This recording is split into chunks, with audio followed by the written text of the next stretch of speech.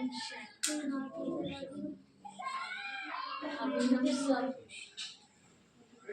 इतने क्लियर शब्दों में कविता के माध्यम से बहुत कुछ सुन रहे हैं, और जो भी सुन रहे हैं हम सब, इस संसार के अंदर सच्चाई है।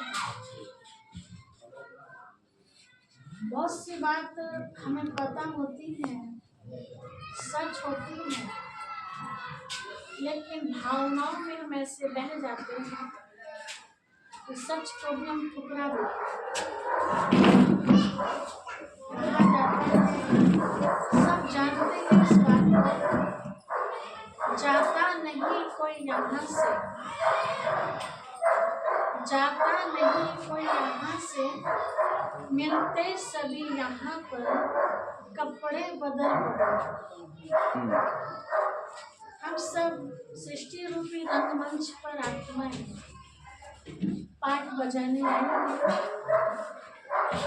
अनेक जन्म तक यहाँ पाठ बजा के फिर वापस अपने घर जाते। तो जो शब्द कहा कि मिलते सभी यहाँ पर कपड़े बदल बदल, तो ये शरीर क्या है हमारा? कपड़ा। जब ये कपड़ा हमारा पहनने योग्य नहीं होता तो इसको क्या करते हैं? हमेशा के लिए छोड़ देते। तो शरीर भी जब हमारा किसी काम का नहीं रहता तो इसको भी क्या करना पड़ता है? हमें छोड़ना पड़ता है। एक कपड़ा खुद कमजोर होकर फट जाता है, एक को हम फाड़ देते हैं, दोनों में अंतर होता है। अब अंतर क्या है? जो हमें नेचुरल हमारा फट जाता है पहनते पहनते, उसका समय पूरा हो जाता है तो माता पिता भी खुशी खुशी कपड़े देते हैं। लेकिन मैं जानबूझ कर कपड़ों को फाड़ू तो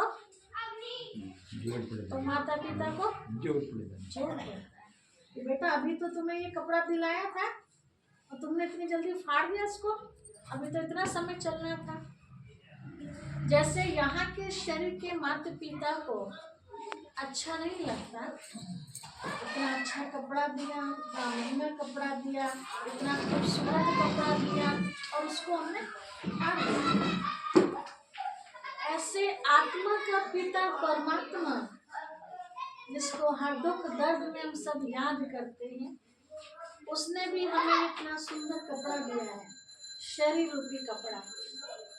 या कहे इतना अच्छा हमें ये मकान दिया है जिसमें सारे सुनने की, देखने की, बोलने के सारे सब कुछ हमें प्राप्त हुए हैं।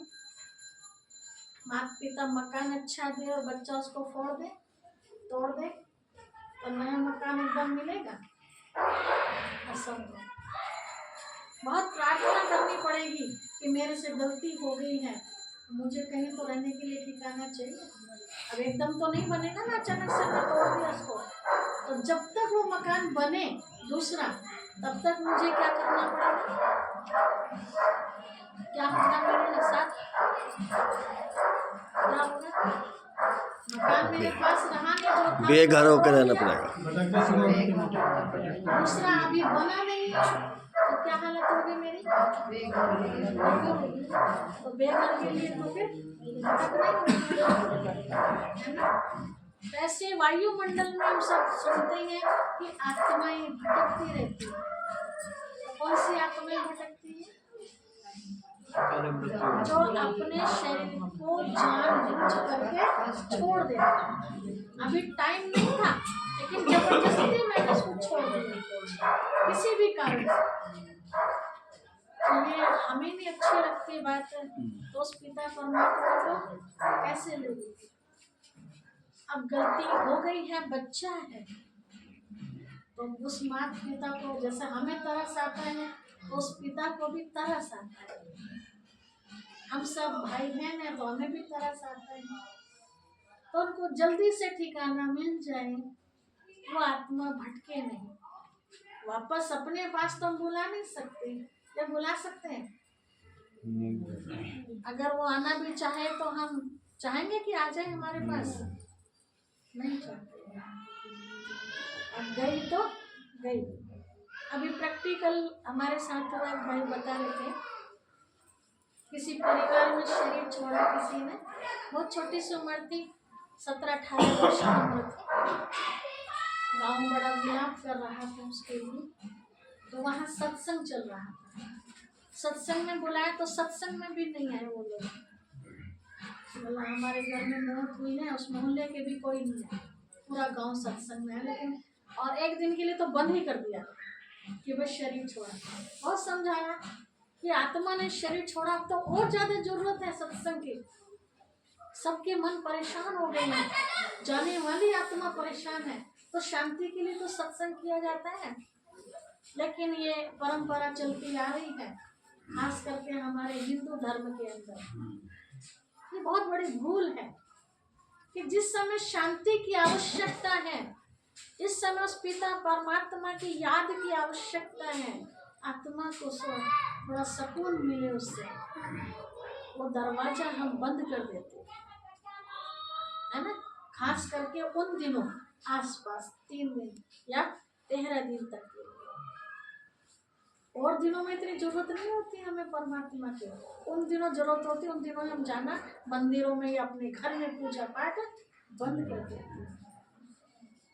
ये सबसे बड़ी भूल है हम हिंदुओं के अंदर। बाकी धर्मों में अगर आप सुनेंगे या देखेंगे, डेड बॉडी पड़ी होती है तो भी क्या करते हैं, मुसलमानों में देखो उनको राक्षस समझते हैं, उन्हें हम कुछ नहीं समझते, लेकिन वो कितने समझदारी का काम करते हैं। डेड बॉडी पड़ी होती है, उस समय वो कुरान पढ़ते हैं, रोना धोना नहीं करते, क्योंकि पता है हम रोएंगे तो ये आत्मा और दुखी होगी, वापस तो आएगी नहीं, जाना तो है ही उसको। लेकिन वो खुशी खुशी जब टिकट कट ही गया जाने के लिए, तो क्यों ना उसे खुशी खुशी ऊपर वाले की याद में शुभ भावनाएं देते। और विशेष एक जनाजे की नमाज भी पढ़ते हैं, जनाजे की नमाज कही जाती है, अलग से होगा, विशेष करते हैं दफनाते हुए भी पढ़ते हैं भी जी। दफनाया जैसे तो यहाँ शिव बाबा हमें बताते हैं कि बच्चे सब सुनते भी आई हैं, आत्मा अजर अमर अविनाशी, कांटे से कटती नहीं है, जलाने से जलती नहीं। अब से पहले कहीं और किसी परिवार में वो आत्मा थी, अब इतने वर्ष हमारे परिवार में रही हुआ, और आगे अब किसी और परिवार में जाके उनको पाठ बजाना। तो हम सबके बीच में से भी कपिल भाई की आत्मा हम सबके बीच कितने वर्ष रही पूनम में? 28-29 वर्ष रही। तो उनका यहाँ पाठ क्या कहेंगे, इतने ही समय में था। अब उनको पाठ दूसरी जगह बजाना है, तो अच्छे से अच्छा पाठ बजाएं, जल्दी से उनको जो गाड़ी शरीर की गाड़ी पे ही